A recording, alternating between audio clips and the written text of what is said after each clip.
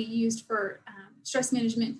It works as a exercise in mindfulness, which we're actually going to do mindfulness in a couple of weeks. But it brings us to the act of the moment. What am I doing in the moment? I'm kind of engrossed in this as well. Kind of skip down a couple of bullet points. It's a positive outlet to lose your mind in or lose yourself into being engrossed in a moment. It is akin to meditation, some of the benefits that you get out of it, what it induces of it in us, and it's a form of self-care. Because with art, you do have to have a regular devotion to this if it's part of your hobby. And it's a hobby that brings happiness and satisfaction. It doesn't have to be just art. It can be gardening, it can be crocheting, it can be anything, but art is a part of that. It also has been shown to improve our own cognitive abilities because we're having to use a lot of our mind, different areas of our mind to do this, and can increase self-esteem as well. So I want to show, I just showed this, want to show this really quickly. There is a whole art therapy, there's a whole committee on it, and there's people that actually make a career in art therapy.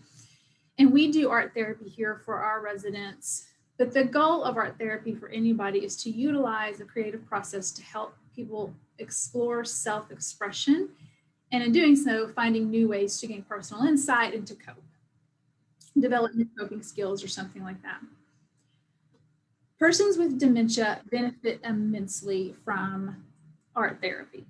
And I have this picture here of Balboa Bay in California. It's in the southern part of California. And I have it here because it reminds me the first time that I was really introduced to the power of art therapy. I lived in California for a little bit, and I worked with people in a large day program setting, and we were doing art therapy with them. And one of the pictures that was hanging on the wall was one of our participants did was a view of Balboa Bay with the Ferris wheel in the back. You have the ocean, the palm trees, the buildings, and it was really well done. And the people that I guess it would be his children and grandchildren that would pick him up and drop him off every day saw that picture and just told me the story of it. And he had been coming for a couple of years before I had started working there. But they shared with me the day they saw that painting when they came to pick him up. They just started crying because this gentleman, their dad and their grandfather, really wasn't a verbal. He would be verbal to get his needs across, like a yes and a no and different things like that. But he really wasn't that verbal. And he hadn't been able to express himself in a long time and make his needs known without using behaviors, right? But they saw that picture there, and it was such an enlightenment to them because what the picture was for them was every year the entire family made a family vacation to Balboa Bay. And that was the yearly vacation for the entire family. And they knew that he could remember that. He was missing that probably. He was thinking about his family because of what he was able to draw and express himself in on that piece of paper with colored pencils. And he was able to have communication through his art and how much everybody benefited from that. And just the power that we can have art for our loved ones that are living with dementia, but also how art can have a power through us too. So I encourage you to use art with your loved one or try to encourage it. So how do we use art to de-stress? One is to create pictures. Studies show that anxiety levels and negative mood are decreased when we create a picture.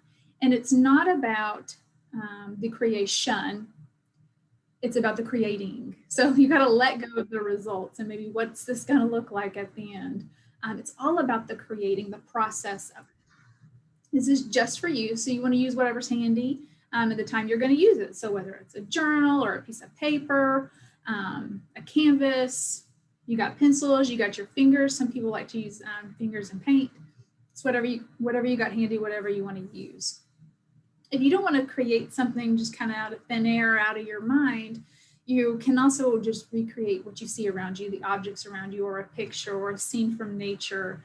other pleasant images and just recreate it on the sheet of paper or the canvas or whatever you're using.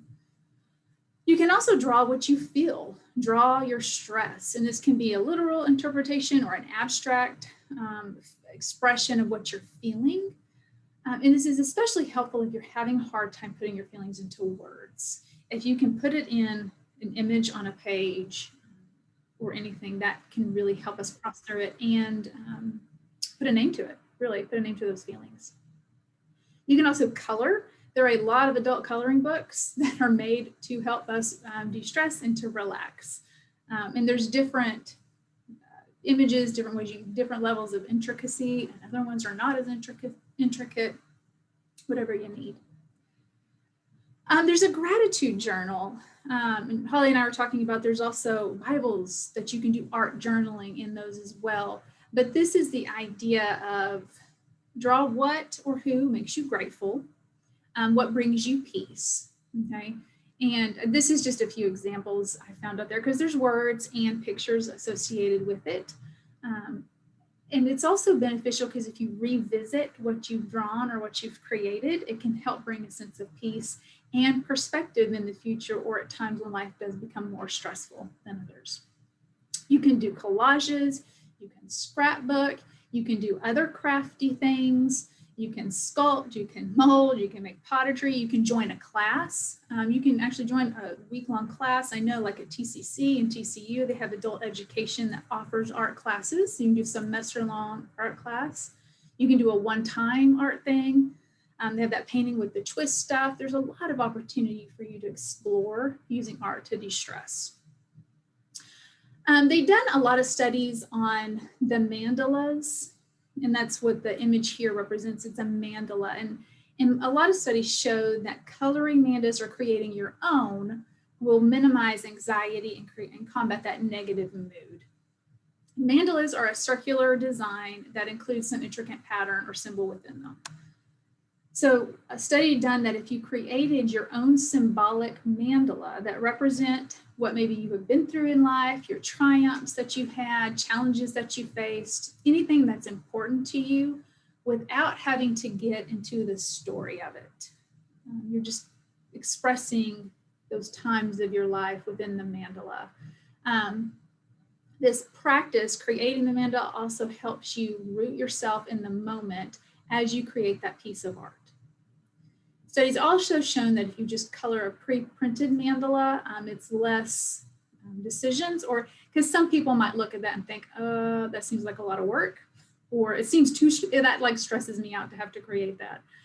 So there are a lot of pre-printed ones that you can color. So really you're choosing the colors that you want to use. Less decision-making, less work, if you see it that way. And some designs are more intricate or complex than others. You get to choose which one you want to do. So to set yourself up to start using art to de-stress is you want to make sure you have enough, at least 20 minutes of uninterrupted time to do the art project. And make sure you are in a relaxing environment, just like with everything. We want to make sure we're comfortable. We want to make sure we have all of our supplies ready. I don't want to get in the middle of it and think, oh man, I forgot to get that, my favorite color. I need to stop what I'm doing and get up and get it, because you would have lost the moment or the mood. And also incorporate other stress management. So use some aromatherapy in there, use some relaxing music to help get the extra benefits out of this. And really set yourself up, putting yourself in the right headspace before you do the art. So do some deep breathing exercise and preparing your mind and your soul. Because as you do art, yes, it may be peaceful and relaxing. You may get to get some emotions out, but it also may bring up some hard emotions that you didn't know were there or right under the surface. So we want to make sure we're in the right headspace to cope with some of those hard emotions that may come up, or hard feelings. So right now, what we're going to do is we're going to watch this lady. She's going to set us up for practicing art using imagery, okay? And this is just going to be a really short section here. I'm going to skip ahead a little bit, but just to give you an idea of one way to use art to de-stress.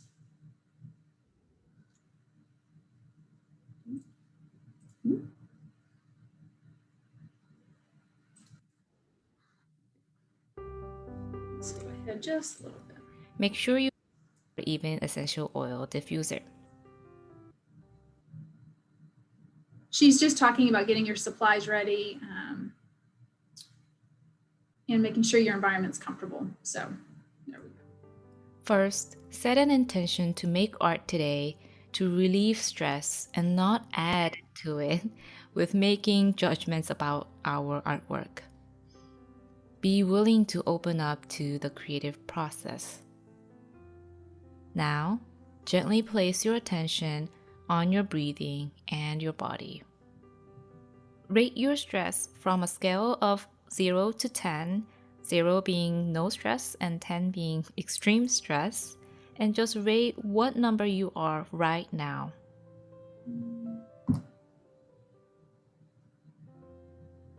Relax and make yourself comfortable.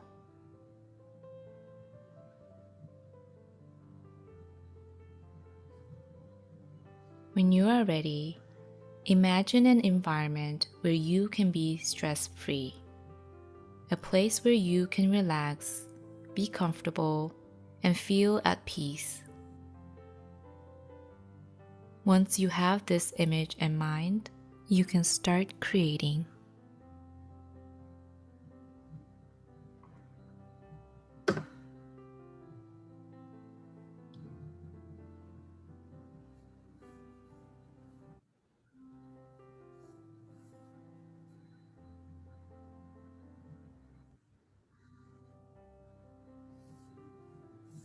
When we're stressed out, we first need to relieve the tension we're holding in our bodies. It might feel counterintuitive, but instead of trying to solve our stress, we need to let go and first breathe. This exercise will help you first get into your body and tap into your right brain instead of the left brain, and tap into our creative imagination to calm our overthinking, stressed out mind. When we're stressed, we really forget to relax and we really forget to tap into the peace and calm that we already have within us.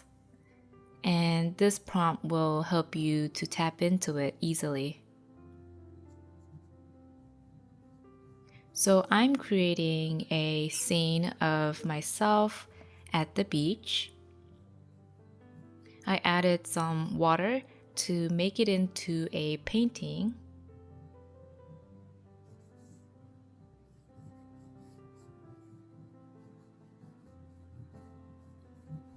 Let me know in the comments what is your favorite place that you like to be in when you're stressed out.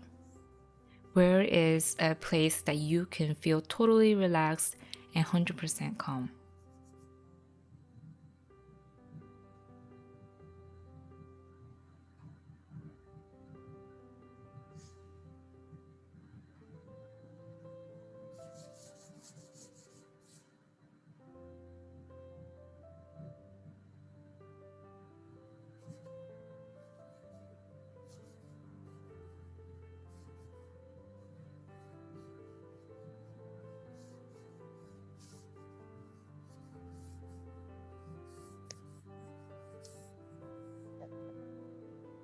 After you have finished your artwork, you can clear out the space and get ready for some reflective writing.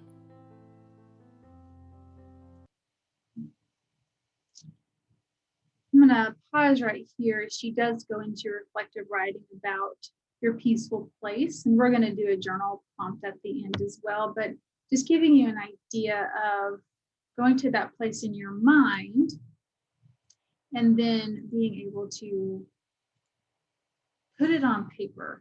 I started to draw some mountains. I would love to be in the mountains with the snow and a river right there, and just being able to draw it. I'm not going to show it to you because it's not pretty, but all I had was a pencil and a paper, and it felt nice. I actually was there in my mind for a little bit and putting it on the paper. So just a quick introduction into that. And I want us to do one more about drawing your feelings. So again, you want to set up your space, gather your materials, And we're going to do just a quick introduction about drawing your feelings. So, First, to start this drawing or painting, get in touch with how you feel. How does your body feel? Then, close your eyes and ask yourself if this feeling had a color, a shape, a form, a weight, temperature, or even texture, what would it be like? Imagine all the details of this feeling. Now you can put that onto paper. So if you imagined your feeling being very heavy or looking very dark, then you would want to depict this heaviness and darkness onto paper using colors, shapes, and lines. You do not always have to know what this feeling looks like or be able to visualize the whole thing. All you need to do is be willing to work with this feeling. So go with your gut and intuition. Ask the feeling, what color fits? What shape or form feels right? You can create the image as you go without having the whole picture in your head beforehand.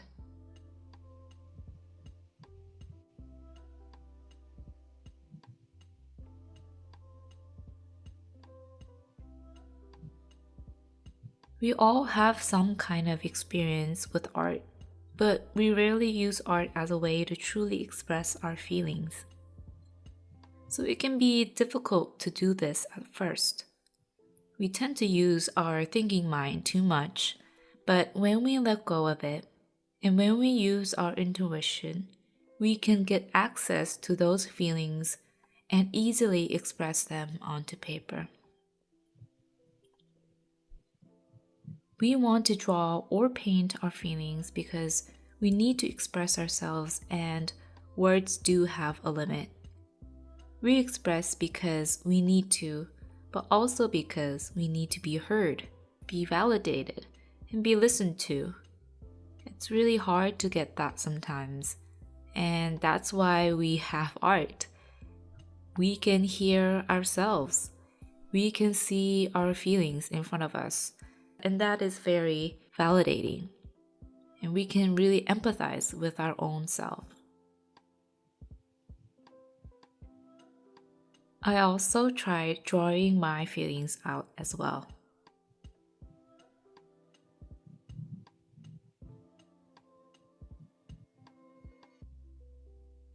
What is the difficult thing for you when it comes to art? What kind of challenges do you have when you're trying to express yourself through art? Let me know in the comments below.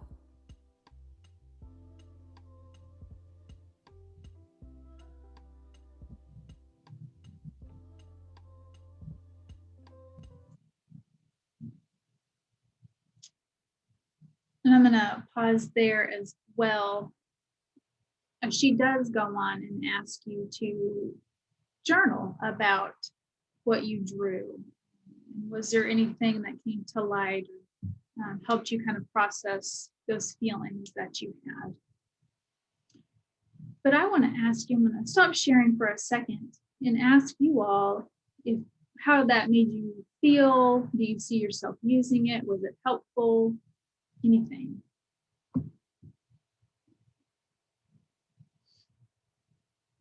And you can just unmute yourself or put it in the chat.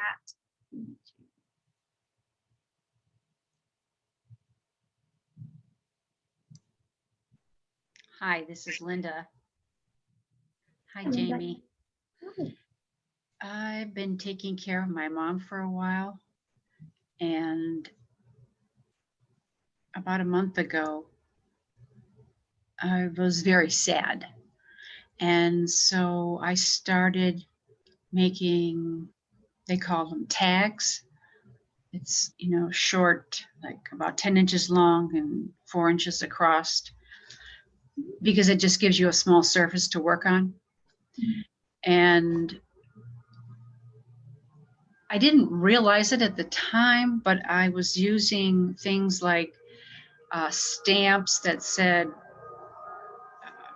you think you have more time, and a picture of a clock, and kind of dark colors. And my lady friend, I put them on Instagram, and she said, "What is going on with you?" And I said, "What do you mean?"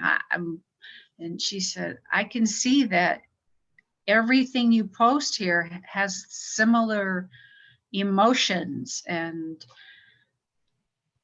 she was right. It was, and it's over now, but it was very cathartic. And I am not an artist, so you know, I definitely agree with everything that you're saying here, and I love to do this. Thank you for sharing that, Linda. I appreciate it. I'm really glad that you mentioned that, Linda. In therapy, a lot of times, counselors, therapists will talk about art therapy, and it seems like it will scare people because they do. Because the first thing everybody tends to say, well, I'm not an artist. Right. And that isn't what it's about. Getting down to what you said, Linda, and what Jamie talked about, that isn't what it's about at all. I've had people sit and just doodle, or sit and start with just going round and round and round and round and round, just making circles. And it ends up turning into one of those that Jamie showed us, the mandala type. And you look at it when they're done and go, look what you just created. And they're not an artist, but they were just getting their feelings out. Just like I was noticing the woman in the video, as I was looking at what she was drawing, I was seeing fire. But she was able to shade it. And it's just what we're feeling. And just like we talk about again in support group type settings, our feelings aren't wrong. There's nothing, you can't look at it and go, that's good or bad, that's right or wrong, that's positive, that's negative. It's just what I am right now. It's okay. It's another way to get it out. Good. Thank you. Well, and I will say, I'm going to share my screen again and we'll do our journal prompt, but it is also important, I think, after you do a stress management technique, an art project, or do that, is to go ahead and possibly journal about it, or at least meditate on what you just did in the art project, to help us continue to process it through a little bit more, and it's also a little bit more cathartic. Our journal prompt this week is to tell a story in which you made a positive difference in someone's life. How did you change them for the better? How did it change you? And what does this reflect about you as a person? And I encourage you to maybe do an art journal about this particular prompt, just to continue to practice using the art as a stress management technique.